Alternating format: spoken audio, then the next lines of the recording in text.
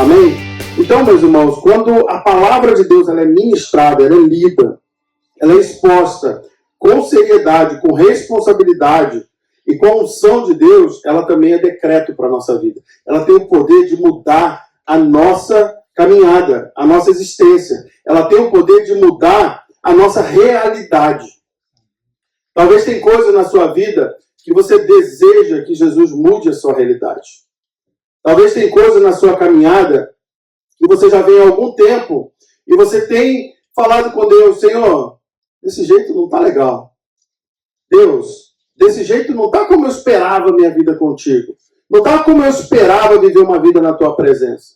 Meus irmãos, a gente está falando de alguns assuntos no Antigo Testamento, até para que a igreja possa entender. Eu estou seguindo uma sequência de mensagens,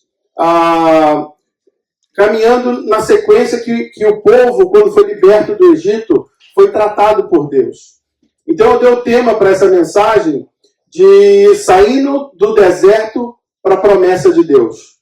E dentro dessa caminhada, eles duraram 40 anos, mas a gente vai durar isso tudo pregando não, tá, irmão? Dentro dessa caminhada, Deus tratou vários aspectos da vida daquele povo com Deus. Na semana passada, nós aprendemos na mensagem que Deus faz distinção em quem é povo de Deus e quem não é povo de Deus. Lá em Êxodo 11, 7, nós lemos que diz assim: mas entre todos os filhos de Israel, nem mesmo um cão moverá a língua, desde os homens até os animais, para que saibam que o Senhor fez diferença entre os egípcios e os israelitas. Essa palavra foi dita quando Deus enviou a última praga para libertar o povo do Egito. E no Egito aconteceu coisas terríveis, todos os primogênitos morreram. Mas ele falou ali, nesse texto, que onde estava o povo de Deus, nem um cachorro latiu. Deus fez distinção entre o povo dele e aquele que não era povo. Deus trouxe maldição sobre aquele que não era povo de Deus pela desobediência, mas trouxe bênção sobre o povo de Deus pela obediência. Então, meus irmãos, a diferença de ser povo de Deus é a mesma hoje que foi naquela época. Naquela época, para serem protegidos, eles precisaram pegar um cordeiro, sacrificar, pegar o sangue do cordeiro e passar na porta de entrada da casa. E assim Deus protegeu aquelas famílias, protegeu aquelas vidas e nada, ninguém se perdeu. Hoje, nós, da mesma maneira, precisamos ter o sangue de Cristo cobrindo a nossa vida, cobrindo a nossa casa, a nossa família, para que sejamos protegidos, para que sejamos cuidados por Deus. Porque Deus faz, sim, distinção em quem serve e honra Ele e quem não serve. No versículo 22, ele disse assim, então tomai um molho de isopo e molhai no sangue que estiver na bacia e passai na verga da porta e em ambas as ombreiras do sangue que estiver na bacia. Porém, nenhum de vós saia da porta da sua casa até de manhã. Meus irmãos, muitas das vezes a gente passa o sangue de Cristo na nossa vida, sobre as nossas direções, os nossos ensinamentos, a nossa vida com Deus, mas o problema é que a gente sai daquilo antes da hora. Deus determinou, vocês vão ficar dentro de casa até o momento certo. Talvez Deus já te deu uma unção especial, um toque especial, uma proteção especial para algumas áreas da sua vida, mas você saiu pela porta antes da hora. Não deixou Deus terminar o trabalho. Não deixou Deus completar a obra dele. Então, se Deus te der uma instrução, meu irmão, até que ele dê outra, ela está em validade. Se Deus te deu uma direção e não falou mais nada, está valendo o que ele falou anteriormente. O problema é que nós, muitas das vezes, não temos paciência. Muitas das vezes, nós queremos criar nossos próprios caminhos, obedecer nossas próprias vontades. E a direção que Deus deu, muitas das vezes, atrapalha a nossa vontade e a gente sai dela antes da hora. E aí, a bênção que é enviada por Deus não nos encontra no lugar certo que Ele separou para a gente ser abençoado. A palavra de Deus ela é clara, viva e verdadeira. A dificuldade quem temos somos nós.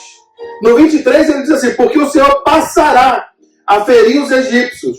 Porém, quando vir o sangue na verga da porta e em ambas as ombreiras, o Senhor passará aquela porta e não deixará o destruidor entrar em vossas casas para vos ferir. Portanto, guardai isto por estatuto para os vossos filhos para sempre.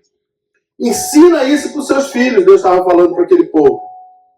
No 25, e acontecerá que quando entrares na terra do Senhor, que o Senhor vos dará, como tem dito, vocês guardarão este culto. Está escrito em Êxodo, no capítulo 12, no 26, no 25, desculpa. E acontecerá, presta bem atenção nisso, que quando entrares na terra que o Senhor vão dar para vocês, como ele tem dito, guardareis esse culto. Ou seja, eles precisavam repetir esse ensinamento, esse mesmo ritual, todas as Páscoas, sacrificar o cordeiro e fazer disso como uma maneira, um ensino de Deus, guardar esse culto, guardar esse preceito, esse ensinamento, esse ritual que Deus ensinou para eles, para quê? Para lembrar de onde eles saíram. Meus irmãos, muitas das vezes, a gente até aprende coisa boa, a gente até pratica coisa boa, mas é por pouco tempo. Jesus falou, quer dizer, Deus falou para eles aqui, para sempre. Tem coisas na nossa vida, a ceia do Senhor, é para tomar por quanto tempo? Né? Participamos da ceia do Senhor. Até que Jesus venha. Fazei disso em memória de mim até que eu venha para vos buscar. Ou seja, tem coisas na vida com Deus que eu preciso repetir e fazer. Orar. Quantas vezes precisa orar por dia, ou por semana, ou por mês? Preciso orar sempre, não tem medida. Ler a Bíblia, preciso ler sempre. No 26, olha só como é que Deus é maravilhoso, ele já estava prevendo certas coisas. Ele diz assim, e acontecerá que quando seus filhos perguntarem para vocês, que culto é esse? Que culto é esse que vocês estão realizando? Lembra que de maneira perpétua, para sempre, eles tinham que repetir isso que eles fizeram na saída do Egito? Deus está dizendo assim, vai chegar um dia que os filhos de vocês vão perguntar, que culto é esse? E no 27 ele diz, então direis, este é o sacrifício da Páscoa do Senhor, que passou as casas dos filhos de Israel no Egito, quando feriu os egípcios, e livrou as nossas casas.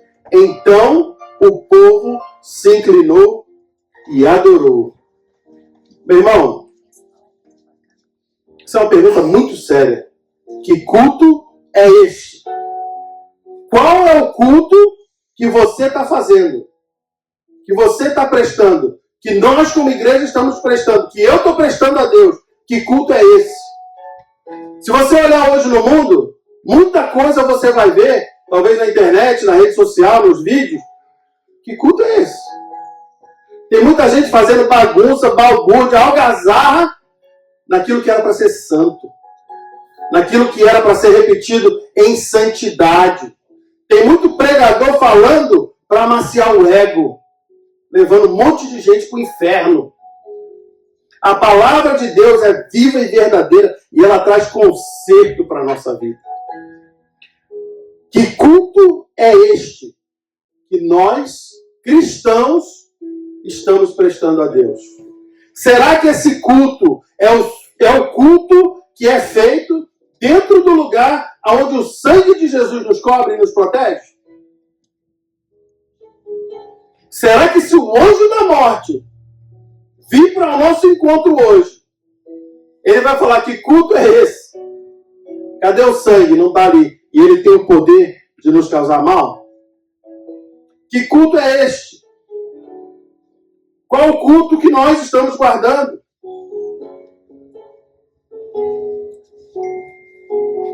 Muitos de nós, eu creio, já fizeram propostas, promessas diante de Deus. Falar, se Deus fizer isso, vou dedicar minha vida para Ele.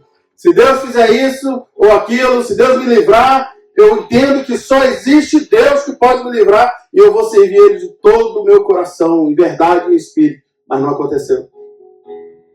Eu queria que hoje você pensasse e refletisse: que culto é esse? Será que esse culto está fazendo a diferença, a distinção de Deus sobre a nossa vida no Egito?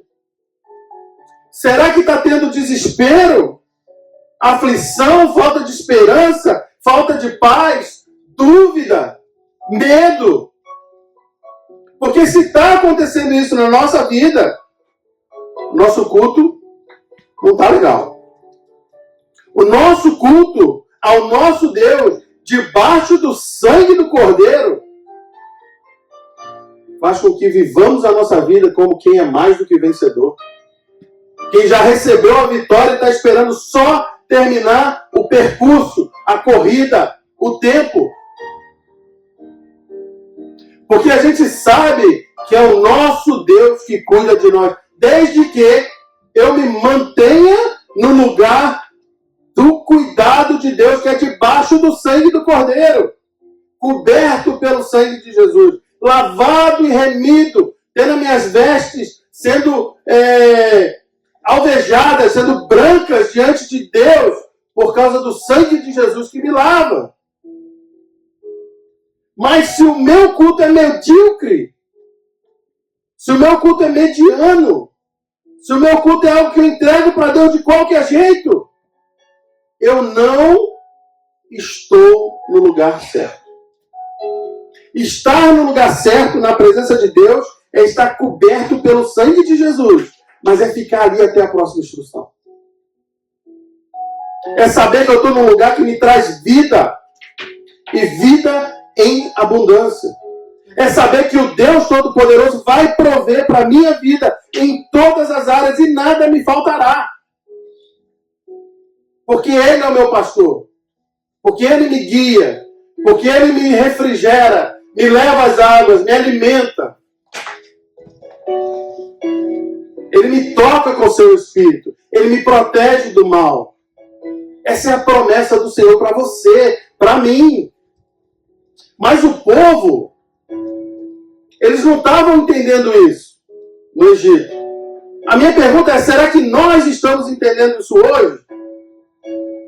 Porque todos os milagres e maravilhas que Deus realizou naquele tempo, Ele precisou de um só para resolver todos os problemas da nossa vida, que é o sacrifício de Jesus na cruz do Calvário. Não existe milagre maior do que esse na vida de ninguém.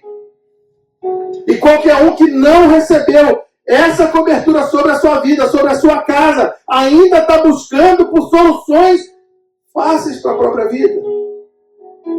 Irmãos, o Deus que eu sirvo não trabalha assim. O Deus que eu sirvo não é Deus de troca. Não é Deus de ser agradado para fazer o que a gente quer. O Deus que eu sirvo é um Deus sacrificial. Ele se entregou para que você tivesse vida e vida em abundância. Aleluia. Mas Ele determinou uma posição de vida, uma identidade para cada um de nós, para que a gente usufrua dessas coisas. Deus quer primeiro tratar o nosso coração, a nossa mente, o nosso espírito, para depois nos abençoar com outras coisas dessa terra. Mas é claro que a gente sofre muito com as coisas dessa terra. A gente sofre. Você concorda que a gente sofre? Que isso pega pesado. O mundo não brinca de ser mundo, ele é mundo sério. Lá no Rio, quando a gente jogava bola de gude, aí tinha a brinca, né? Jogava bola de gude. A brinca é assim, quem ganhou, depois cada um devolve a sua pro outro. E todo mundo fica tudo igual. Quando jogava para valer, a gente falava que jogava a vera. É assim lá na sua terra também? Jogava a vera, valendo. Sim, perdeu, perdeu. Irmão, o mundo e o diabo nunca joga a brinca. Nunca joga brincando. É sempre valendo, valendo tudo que é mais importante para você. Sempre. Não tem brincadeira. O negócio é que a gente brinca no playground do diabo achando que está tudo bem. Não está tudo bem. Ele veio para roubar, matar e destruir. E o alvo é você. Só que ele fica cego, ele não nos enxerga quando a gente está nesse lugar de cobertura do sangue de Jesus. Porque é uma proteção que a Bíblia diz que o mal não pode nos tocar. Então, meus irmãos, se está tocando, precisa ter revisão de vida. Precisa ter autoavaliação. Precisa ter busca, mudança. Voltar para o lugar onde Jesus te salva, te cura, te protege, te limpa, te sara. Que é debaixo do sangue dele. O povo de Israel não estava entendendo isso naquele tempo. E faltou provisão. Ok? Repete essa palavra. Provisão. Provisão. Eles não conseguiam ver. Provisão. Tem a ver com visão. Eles não conseguiam ver o cuidado de Deus. E viam faltar as coisas aonde o Deus Todo-Poderoso, dono de tudo, estava ali para prover. Deus via as dificuldades e o sofrimento deles.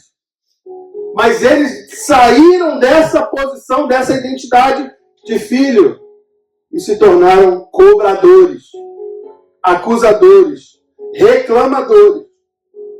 No versículo 23, diz assim: então, o povo saiu do deserto, estava andando, chegaram nesse lugar. Então chegaram a um lugar chamado Mara. Porque não puderam beber ali daquele lugar. Porque a água era amarga. Por isso aquele lugar se chama Mara. Irmãos, você está andando no deserto, cheio de sede. Já estavam caminhando 3 dias sem encontrar água. E encontra o oásis. Nossa, fala coisa boa, um oásis no deserto, né? Acho que é o sonho de todo mundo que está morrendo de sede, encontrar um oásis no deserto. Só que eles chegaram ali, a água era intragável. Não dava para beber. Era amarga, provavelmente salobra, cheia de sal, imprópria para o consumo. Mara, repete comigo, Mara, amarga. Sabia? A Bíblia chama isso, Mara, amarga. Sair da presença de Deus deixa a gente Mara. É quase mala, né? Não é Mara. Deixa a gente amargo. Deixa a nossa vida amarga. Porque na presença de Deus tem doçura. Sabia disso?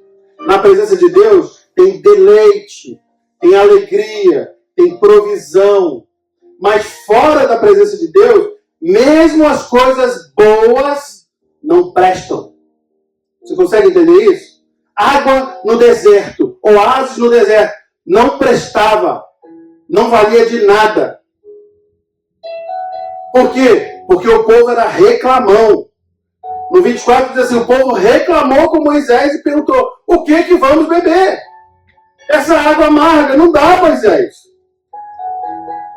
E no 25 diz assim, então Moisés em alta voz pediu socorro a Deus, o Senhor.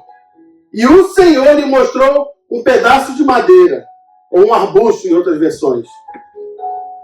Irmãos, quando Deus quer te abençoar, Ele pode usar uma coisa insignificante só para abrir teus olhos. Só para ativar a tua fé. Quando Ele quer trazer provisão para a tua vida, Ele vai botar uma coisa talvez insignificante, que você não dá a menor importância. Para que você enxergue. Para que você veja. Para que você saia da cegueira. Deus mostrou para Moisés um arbusto, um pedaço de madeira, um galho seco no deserto. Devia ter bastante lá. Ele falou assim, ó, olha ali, Moisés. Esse arbusto aqui, esse galho seco. Moisés deve ter falado, Senhor, eu tenho 1 milhão de galhos secos aqui. O que você está querendo dizer com isso? Falou para ele, Moisés, pega isso aí e joga na água, ela vai ficar doce. Moisés, aí continua aqui, Moisés jogou a madeira na água, a água ficou boa para beber. Foi nesse lugar que o Senhor Deus deu leis aos israelitas e os pôs à prova. Ele disse, se vocês prestarem atenção no que eu digo, se fizerem o que é certo e se guardarem os meus mandamentos, eu não os castigarei com nenhuma das doenças que mandei contra os egípcios. Eu sou o Senhor que cura vocês. O 27, depois disso, os israelitas chegaram a Elim, onde havia 12 fontes de água, 70 palmeiras, e acamparam ali perto da água. Meus irmãos, a preocupação muitas das vezes com as nossas necessidades, com a falta de provisão, com aquilo que a gente precisa, faz a gente murmurar, reclamar, duvidar que Deus é Deus e cuida de nós. Muitas das vezes está à nossa frente a fonte da solução dos nossos problemas. Mas sem Deus ela não presta para nada. Sem Deus não vale nada. Porque é amargo, é intragável, não tem prazer, não mata a sede. A água que mata a nossa sede muitas das vezes está à nossa frente. Mas a gente não consegue acessar, a gente não consegue beber. A gente não pode matar a nossa sede, não pode saciar a nossa fome, não pode suprir nossas necessidades.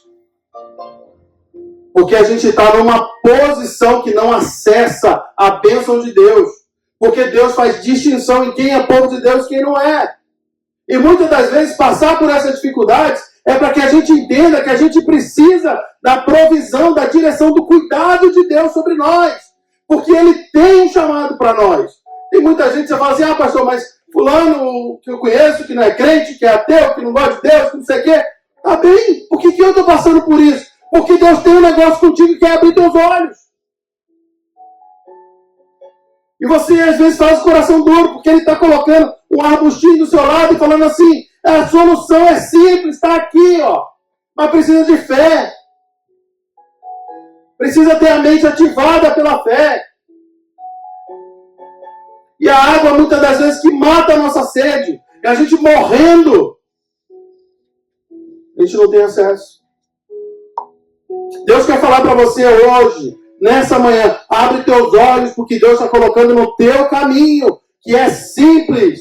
Que é acessível. Que não é uma coisa mirabolante, pesada.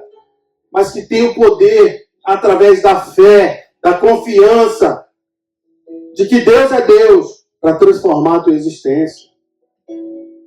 E aí você precisa ter fé e agir. Porque Moisés viu, Deus falou, Ele mostrou para Moisés um arbusto e falou, joga na água. Muitas das vezes, talvez você já passou por isso assim como eu. Alguém chega com um problema para você e você fala a solução para ele e dá certo. Mas não dá certo para você. Você ensina aos outros o que fazer, dá certo para ele. Mas para você não dá certo. Faz isso, isso e isso. A pessoa vai e faz e se dá bem. E resolve. Mas você fica escravizado naquilo que você sabe a solução, sabe resolver o problema, para você não funciona. Eu acho que não foi só eu que já passei isso, não. Tem mais gente aqui que já deve ter passado ou está passando por isso. Você conhece a resolução, você ajuda outras pessoas a resolver, você ensina outras pessoas e elas aplicam aquilo e dá certo, resolve. Aí você olha assim e fala, que bom, deu certo, então vou fazer também. Aí você faz para você dar errado, não funciona. Muitas das vezes, nós temos a solução que não funciona para a gente. Como é incrível isso, né? Como é uma realidade. Você ter a solução, mas não serve para você. É igual você estar diante da água, morrendo de sede, que não serve para beber. Às vezes a gente dá conselhos para os outros, as pessoas seguem, e a gente mesmo não segue o nosso conselho. Já aconteceu isso? Você ensina, aconselha uma coisa para alguém, a pessoa faz direitinho e dá certo. E você desiste na primeira dificuldade. Não dá certo. Meus irmãos, Deus tem o desejo de nos abençoar. Mas não é moeda de troca. A Bíblia fala que a gente só pode agradar a Deus coberto pelo sangue de Jesus. Salvos, remidos, lavados e sendo a habitação do Espírito Santo. Não tem outra maneira. Mas por quê? Por que é assim? Por que a gente dá o conselho e o outro resolve? Por que a gente chega diante da água que mata a nossa sede e a gente não pode beber? Por que você ensina alguém a fazer alguma coisa no casamento, ele vai dar certo, para você não funciona? Você ensina alguma coisa financeira para alguém, ela vai dar certo, mas para você não funciona? Você dá uma direção, um conselho, a pessoa vai, resolve, mas para você não funciona. Por quê? Pergunta para mim, por quê? Por quê? Por quê? Aí, mano, ajuda aí. Por quê? Fala, por quê? Por quê? Que culto é esse que você está prestando? Voltamos de novo para a história. Que culto é esse? É o porquê. Qual o culto que a gente está prestando para Deus? Lembra que falou lá atrás? Eles vão perguntar para vocês. Que culto é esse? Que culto é esse? Que a gente está prestando? Que não faz com que as soluções que a gente dá para os outros funcionem para nós. É o tempero que falta. Tempero de fé. Tempero de esperança. Tempero de confiança. Lembra do arbusto? Isso aqui é só um arbusto. Mas é Deus que está falando. É pela fé que eu vou fazer. Ele joga na água. Irmãos, qual que é o arbusto? Maneira figurada. Qual que é o pedaço de madeira, o galho seco, que não vale nada diante de Deus, mas que, usado pela fé na tua mão, resolve, tem poder, faz a diferença, transforma. Qual que é?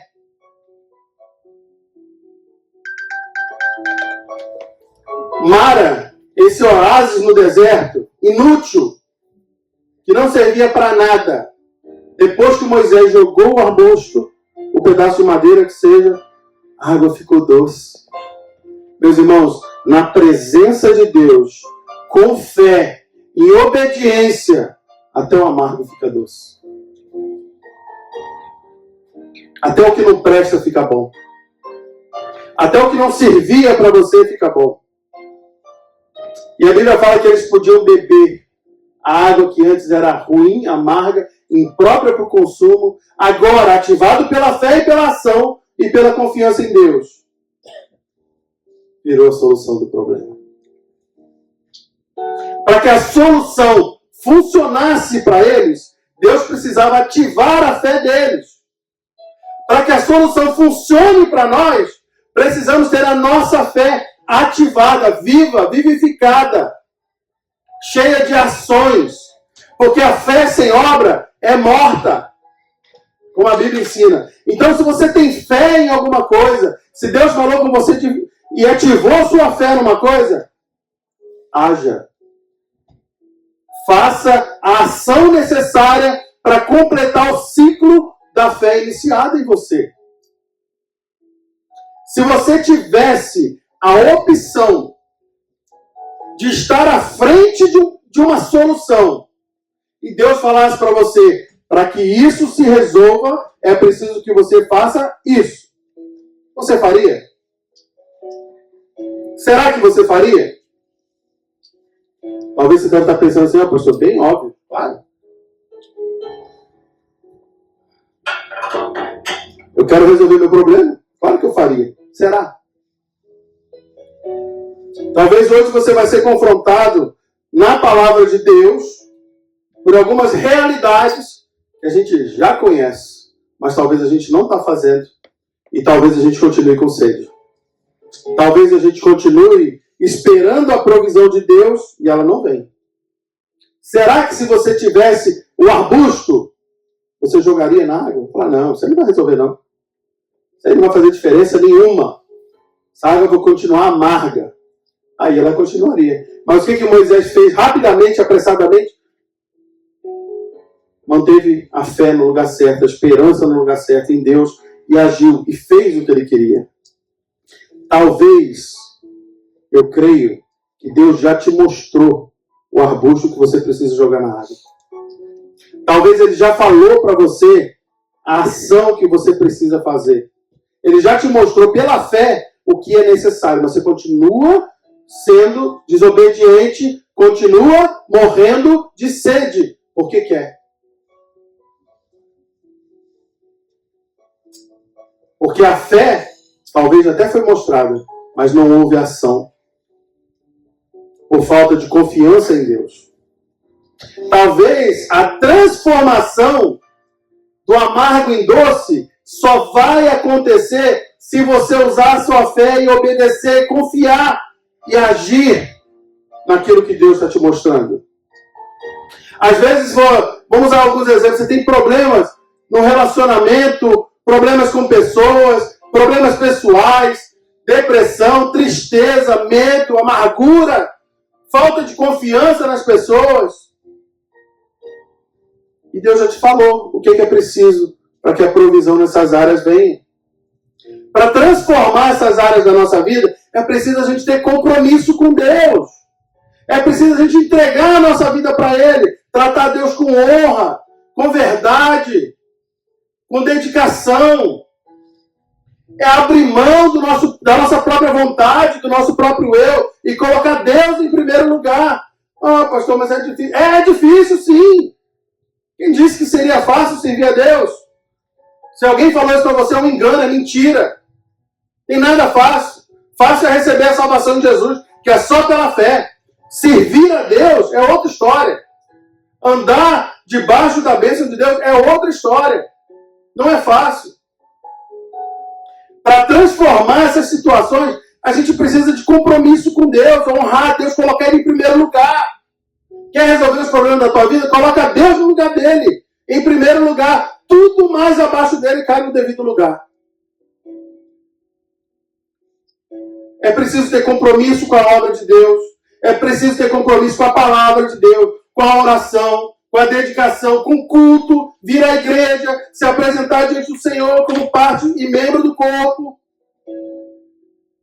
Mas se a gente trata as coisas de Deus de qualquer jeito, imagina a nossa vida como a gente trata.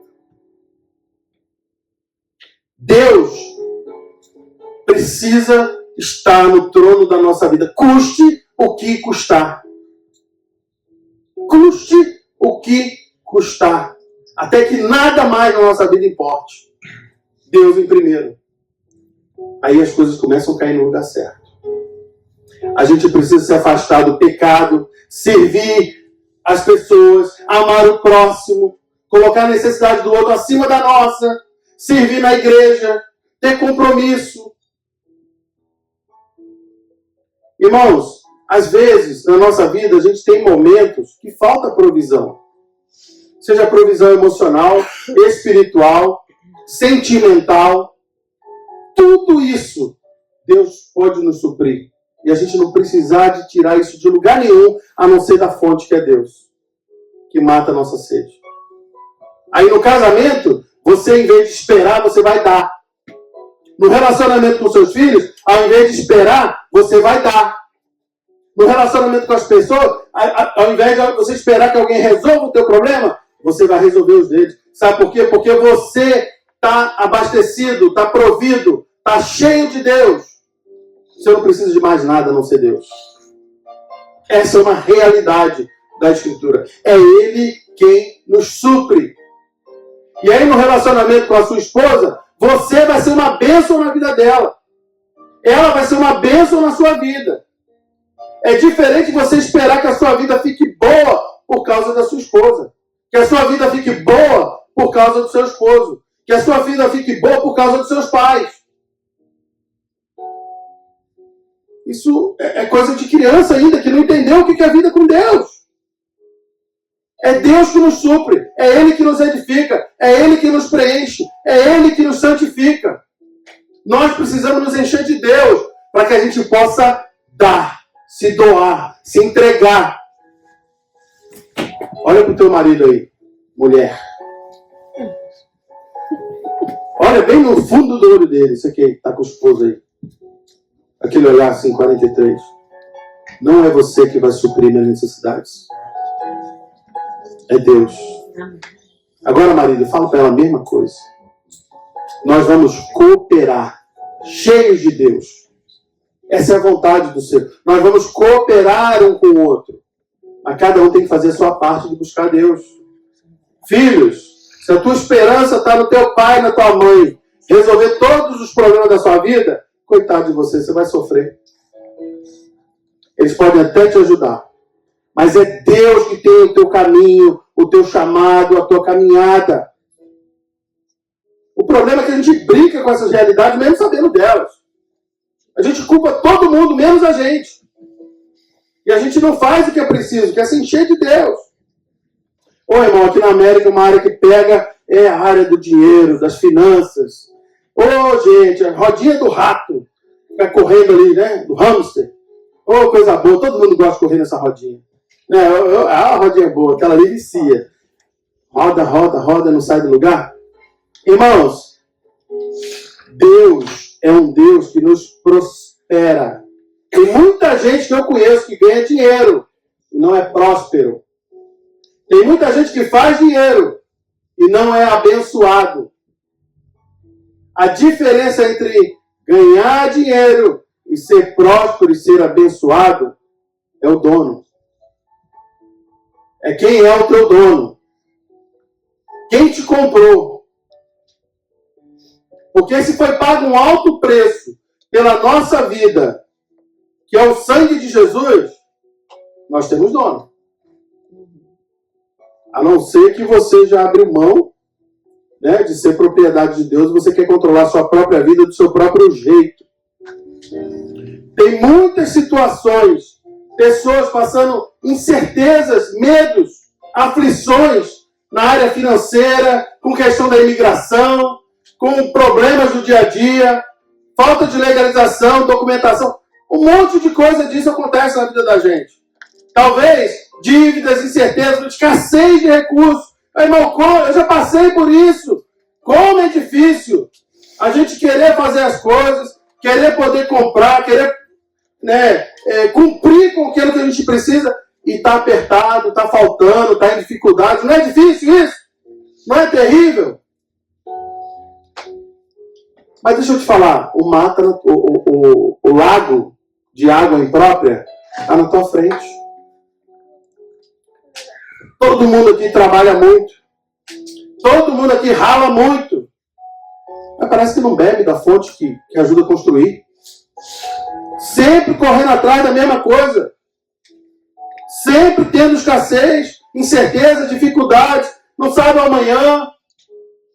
Preso no sistema financeiro desse mundo. Mas já viu o arbusto? Já viu o galho que, se jogar nessa água, transforma ele em bênção, em fonte de água potável? Meus irmãos, se tem uma coisa que, se eu pudesse fazer uma cirurgia cerebral e colocava lá dentro um versículo para as pessoas saírem dessa rodinha do rato, é Malaquias 3, de 8 a 12. Porque o arbusto que adoça a água da área financeira das pessoas é esse, não tem outro, não tem outra solução. Malaquias 3, 8 a 12 diz assim: eu pergunto, Deus perguntando, será que alguém pode roubar a Deus? Mas vocês têm me roubado e ainda me perguntam, como é que eu estou te roubando? Deus disse, me roubam nos dízimos e nas ofertas. Todos vocês estão me roubando. Por isso eu amaldiçoo a nação. O povo de Israel estava vivendo uma perrengue, fome, faltando tudo para eles. E eles queriam ser abençoados, mas não jogavam o arbusto na água. Deus falando para eles, a solução do problema de vocês é o 10. Eu, o Senhor Todo-Poderoso, ordeno que tragam todos os seus dízimos à casa do Senhor para que haja bastante mantimento na minha casa. Ponham-me à prova depois disso. E verão que eu abrirei as janelas dos céus e farei cair bênçãos sobre vocês ainda mais ricas. Não deixarei que os gafanhotos destruam suas plantações. E as suas parreiras darão muitas uvas. Todos os povos dirão que vocês são felizes, pois vocês vivem numa terra rica e boa. E eu, o Senhor Todo-Poderoso, que estou falando. Irmão, quer adoçar as águas amargas da tua vida financeira? Joga esse arbusto na água que se chama dízimo. Não tem outra solução. É só ele que adoça essa água, que tira você do sistema maligno desse mundo te coloca no sistema abençoador de Deus. Não tem outra maneira. Isso é a Bíblia. Não sou eu que estou falando. Quer fechar a boca do devorador que está devorando tudo que você constrói, sua, trabalha para receber? Coloca Deus em primeiro. Honra Deus em primeiro. Porque ele fala que ele vai fechar a boca do devorador, do migrador e do cortador. Todo tipo de gafanhoto não vai ter mais poder. Hoje, vindo para cá, no carro, eu falei com a pastora, nossa, o carro está com alguma coisa de suspensão quebrada ali, que estava fazendo barulho. O carro dela, né? Aí o Davi falou assim, ei pai, esse carro está muito velho já, podia trocar ele. E ele é Chevrolet. Eu falei, Davi, tem 10 anos que a gente tem esse carro, ele nunca quebrou. O migrador não toca nele. O cortador não toca nele. Eu falei, eu tenho que trocar, porque tá velho pra caramba já. Mas não quebrou. E todo mundo fala que Chevrolet não presta. Eu falei, só não presta na mão daquele que não é dizimista. Porque no dizimista ele presta. Você tá entendendo? É Deus que mantém, que cuida da gente. Não tem padrão desse mundo quando Deus é o teu padrão. A solução para ter paz financeira é estar diante da água que você não pode beber, que é amarga para você, transformar em doçura. A Bíblia declara que Deus trabalha para os seus enquanto eles dormem. Irmão, se você for fiel a Deus, você tem que dormir mais, descansar mais, confiar mais em Deus, e Ele te abençoa. Você não precisa perder o sono nessa área. E nesse caso, o único arbusto possível de adoçar essas águas é a honra a Deus em primeiro lugar, é o dízimo. Meu irmão, tem gente que às vezes tem tudo para ser abençoado. Às vezes até as finanças estão legal, a área emocional, sentimental está legal. Mas o ministério com Deus, o serviço a Deus não está legal. Sabe, a aliança com Deus não está legal. Às vezes a gente se contenta a ser frequentador de igreja, espectador de culto. Deus não te chamou para isso. Deus não chamou você para ser espectador de culto. Ele tem um chamado específico para a sua vida. Para que você cumpra. Às vezes eu estou num ambiente e parece que o poder de Deus está ali, as pessoas sentem a presença de Deus, mas eu não sinto nada. Eu não percebo essas coisas me tocarem. Deus não me aviva, não toca, não fala comigo. Eu não sinto a presença de Deus. Eu não sinto derramar do Espírito. É porque tem um arbusto, tem um galho que precisa ser jogado nessa água, que você está pisando nela, você vem para a igreja, você vem para o culto, você vai para as reuniões, vai para o retiro, vai para todas as coisas, mas como espectador. Como alguém que assiste, não como alguém que participa. Só tem uma coisa que adoça essa água e faz você sentir a presença de Deus. Só tem um arbusto que você joga nessa água e faz com que Deus devolva para você a bênção. Servir. É o serviço a Deus. É começar a servir as pessoas. Servir a igreja. Servir o culto. Servir o teu vizinho. Quem trabalha com você. Servir em nome do Senhor. Mas em nome do Senhor é que a gente recebe de volta a bênção do serviço. Mas ninguém, presta bem atenção, meu irmão, ninguém serve ao Senhor relaxadamente. Porque é indigno servir a Deus de qualquer jeito. Deus só recebe aquilo que fazemos com sinceridade e dedicação. O problema é aqui. E aqui. Não é aqui. As mãos fazem. Mas é aqui e aqui que mora o problema. Eu estive falando com meus filhos essa semana. Nós não podemos servir a Deus de maneira relaxada. Tratar Deus como qualquer coisa. Às vezes, sem brincadeira, desculpa a sinceridade e o peso da palavra, mas eu preciso avaliar se eu não estou tratando Deus como lixo. Porque o lixo, eu faço qualquer coisa com ele, não importa. Qual o lugar que eu tenho colocado Deus na minha vida? Qual o lugar que você tem colocado Deus na sua vida? Porque esse lugar se reflete no teu serviço, na tua dedicação, nas tuas prioridades. Aquele que fica em casa dormindo, com preguiça, e não vem cultuar Deus, não é digno dele. Você está entendendo? Não é digno da salvação, não é digno da cruz. Jesus morreu pela gente, se entregou na cruz, e eu deixo a preguiça me dominar, o desleixo me dominar. Eu vou deixar e fazer de qualquer jeito. Eu não sou digno desse sangue se eu fizer isso. Você não é digno desse sangue se você fizer isso. Nós precisamos tratar Deus porque Ele é. Ele é o Rei dos Reis, o Senhor dos Senhores. E o meu coração tem que estar no lugar certo. Eu tenho que dar honra para esse Deus. Será que a gente está ensinando o que a gente não faz? Será que a gente está dizendo para os outros fazerem o que a gente não faz? Será que as pessoas veem na gente um fariseu que fala tudo que é bonito, mas faz tudo que é errado? Aí a água, que é para me preencher, que é para me matar a sede, a provisão de Deus, que é para me dar paz, ela não acontece. Irmão, faz um exercício. Faz um exercício pessoal. Chega em casa, tem que ter coragem. Pergunta para as pessoas da sua casa, seus filhos, seu esposo, sua esposa.